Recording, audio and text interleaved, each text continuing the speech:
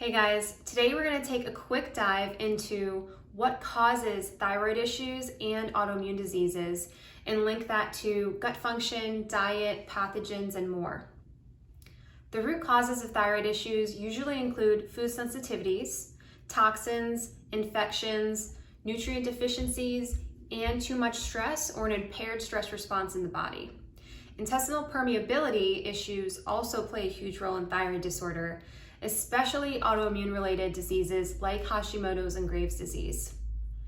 In order to synthesize thyroid hormones, you do need iodine, iron, and copper, while your thyroid also needs selenium and zinc in order to convert T4 to T3, which is actually the active version of the thyroid hormones.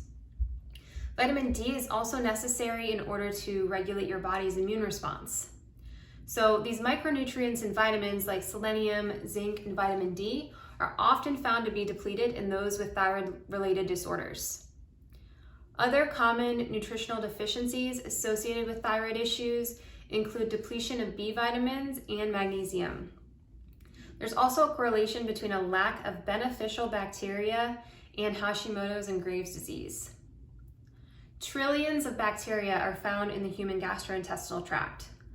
These bacteria are part of your microbiota, which also can include viruses, fungi, and other organisms.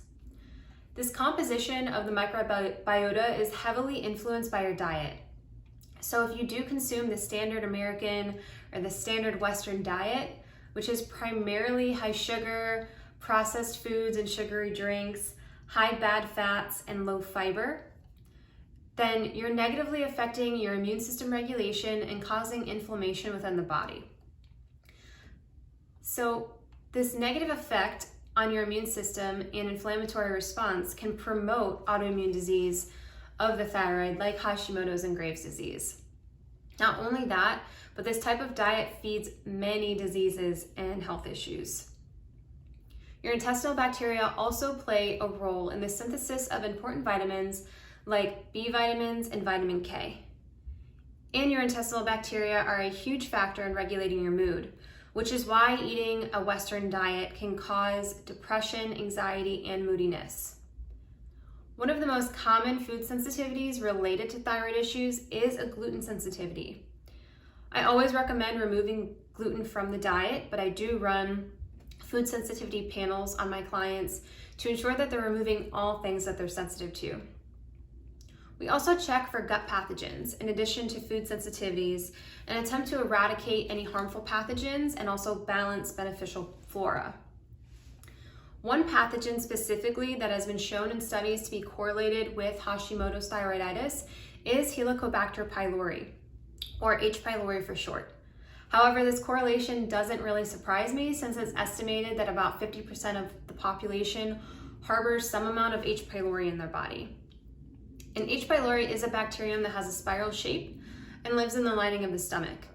And this pathogen thrives in the gut because the pathogen can create an enzyme called urease, which changes the pH of the gut from about 2 to around 6 to 7, which is the pH level that supports H. pylori the best.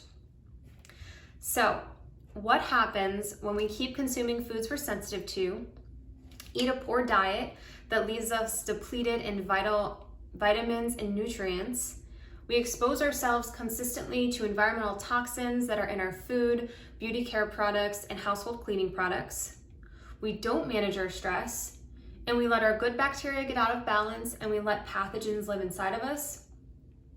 Well, the lining of your gastrointestinal tract that is supposed to keep all of these pathogens and toxins out of your bloodstream gets broken down. And this is what we refer to as leaky gut. So the damaged intestinal lining will only get worse over time if you don't tackle any of the issues that I've talked about. So the leaky gut lining allows antigens to pass through into your bloodstream easily, which then leads to activation of the immune system, inflammation, and eventually an overreaction of the immune system, leading to autoimmune disease. So when your gut barrier is damaged, you're also hindering the production of enzymes, which are necessary to break down food and digest your food. So no wonder why so many people have gut issues nowadays. And on top of that, your mood is further impaired because if we're not breaking down protein properly because of lack of enzymes, then we're not getting the access to the amino acids that are necessary to produce our feel-good neurotransmitters like serotonin and dopamine. So everything is interconnected here.